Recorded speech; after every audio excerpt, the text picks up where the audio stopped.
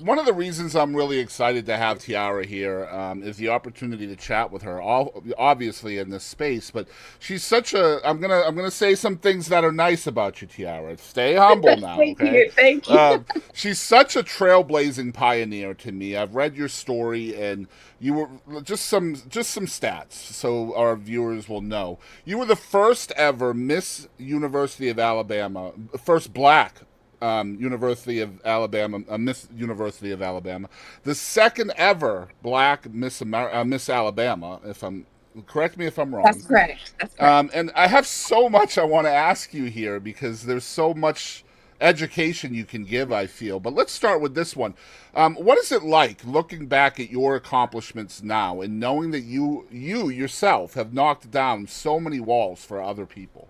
How does that feel looking back at that?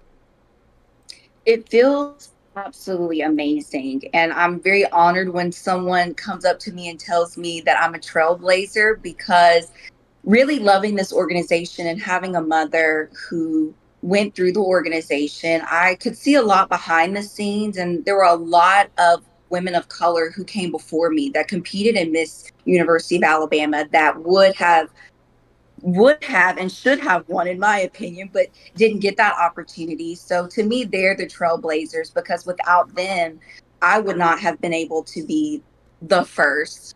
But there were a lot of firsts I feel like that came before me. But what I gained from that experience and what I learned, I'm very honored, of course. But I always said when I was Miss University of Alabama that even though I was the first, I definitely never wanted to be the first and only.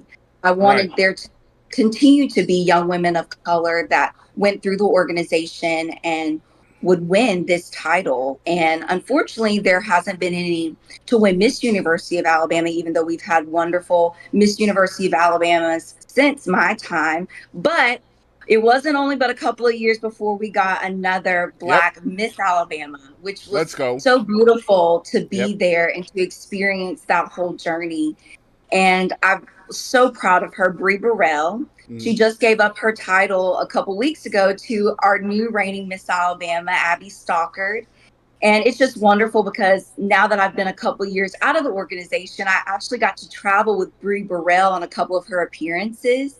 And so it was wonderful to get to feel like some part of that Miss Alabama journey I got to Mm. have with her again, and also to just see her shine and do such a wonderful job of representing us here in the state and nationally. And so that is such a wonderful feeling. So here's a question for you. I don't even have this on the outline, and a lot of times the best questions come from the conversation. So you're a young lady. You're coming up in the system. You're obviously different, right? You're not the typical winner, let's say.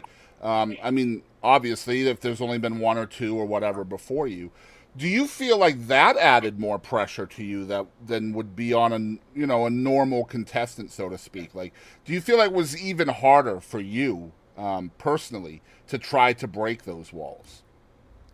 Absolutely. I don't know if you've heard this, but I hear this all the time, especially being a Black woman, that it's really hard sometimes to achieve goals that you don't see anyone else that looks like you to achieve Exactly. those goals and Right. to be in those roles. So that was difficult, although I did have a beautiful Miss Alabama to look up to, who was the first Black Miss Alabama, Kaylin Chapman James Right. now. Right. And that was a wonderful role model for me through my time. But there hadn't been another one since her in such a long time. She won back in 1993, and I did not win Miss Alabama until 2019. So I definitely had this out of pressure, especially looking up to my mother, who was wonderful every time that she competed at Miss Alabama and never got that opportunity as a Black woman.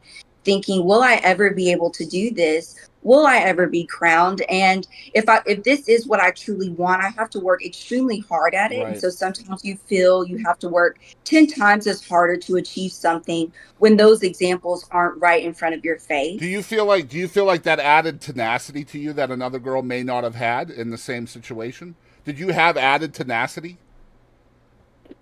I definitely had drive always, and I definitely had a confidence boost just from already having a state title in the state as a teenager that I could do this. Right. And really, the year that I won as Miss University of Alabama, becoming Miss Alabama, I was traveling so many different places in the state of Alabama already that I felt like, I could rock this job and I would Yep. love every aspect of it.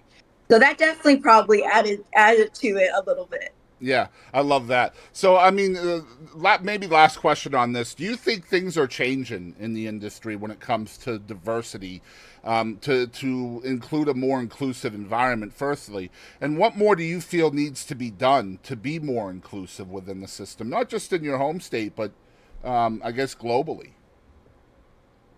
I definitely think that a lot has changed. I think we're moving in a positive direction, especially with the Miss America organization, just because that's the organization that I have the most experience in. I know that there's a lot of different pageant organizations out there, but the year actually I competed at Miss America, it was called Miss America 2.0. So it was still the Miss America organization, but we had gotten rid of swimsuit competition to not be so focused on the outside appearance of walking around in a swimsuit, but more on the intellect that these Miss Alabama, as well as Miss America contestants, have had all along.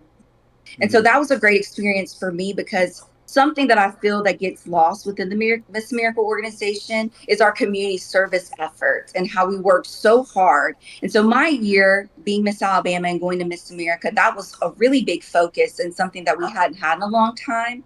And we focused more on who is the best representative, who can be someone that can relate to everyone and that every young woman, young man can look up to be a positive light and a role model in a world that oftentimes may not always have those positive role models. And I think that's all that can be shown as well in the Miss Alabama organization. But there's always room to improve. There's always room for changes because unfortunately, sometimes we see still today young girls who come out just whether they're in the Miss America organization or not, who have concerns or voice different opinions about the way that they've been treated within the organization Mm-hmm. that they have competed in. And just the talk that surrounds them and the negativity that I think definitely needs to change because it's such a wonderful organization and anything that a woman's trying to do to better her life and to get out there and be in such a public light is not easy. So any way that we can be more encouraging towards young women, we should do that. And I think that's something that we definitely need to see a Absolutely. continued change on. Encouraging and empowering young women. Absolutely. Absolutely. I completely agree with you.